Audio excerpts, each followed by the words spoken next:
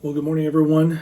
I don't know if you remember yesterday, but yesterday we talked about taking some risks and getting the message of Jesus out there to everyone that we meet. Well, one of the ways we can do that is to begin to make some connections through the lost art of hospitality.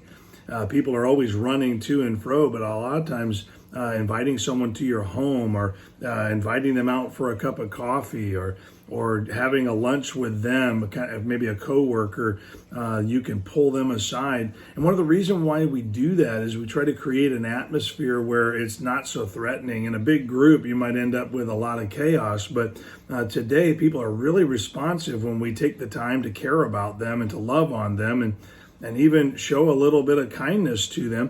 That's what was being said in Hebrews 13, chapter number 13, verse number 1. It says, let brotherly love continue. That's that kind of like that family love, or extend family love to others.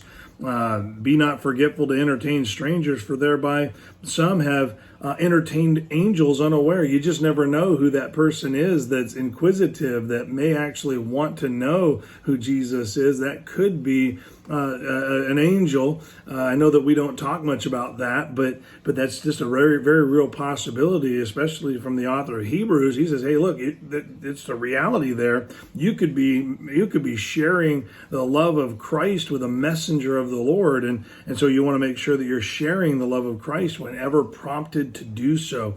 Verse number 3 says, remember them that are in bonds as bound with them, and them which suffer adversity as being yourselves also in the body. And so think about this, we're supposed to shoulder the burdens as if they're our burdens with brothers and sisters in Christ.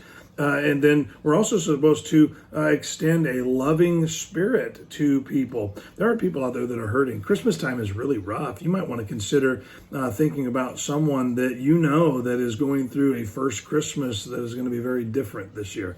You might know somebody at work or in your neighborhood that you know has gone through great loss this year or tragic circumstances, and it might be great for you to make it your family mission to be hospitable in your neighborhood, and those people that are near your home that you have casual interaction with at the mailbox or while you're out doing yard work or something. You want to have a home that just kind of radiates out that we're the people you can count on, we're the people you can trust. But that requires you to take enough time out to be able to do those things. Sometimes we're so busy about ourselves that we don't think about anyone around us. Well, the book of this particular passage in Hebrews is reminding us that we have not only our church family, our brothers and sisters in Christ, that we are told to be connected with and be in fellowship with and enjoying hospitality with, but we also have the neighbors around us, the coworkers we work with every day that we've established relationships with. There's no better way than to share the love of Christ with people than over hospitable circumstances. And so I want to encourage you, instead of waiting for someone to invite you, why don't you invite someone to spend some time with you and have you be the one that plans to pour into them?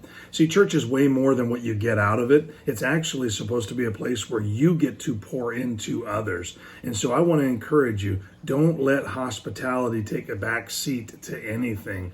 Be a person that has enough available time to love on others, because that is how we're going to show the love of Christ to others, is to love on others. And so I want you to maybe plan out some time to be hospitable through the holidays, where maybe some of your more important events slow down a little bit. Share some of your life with people.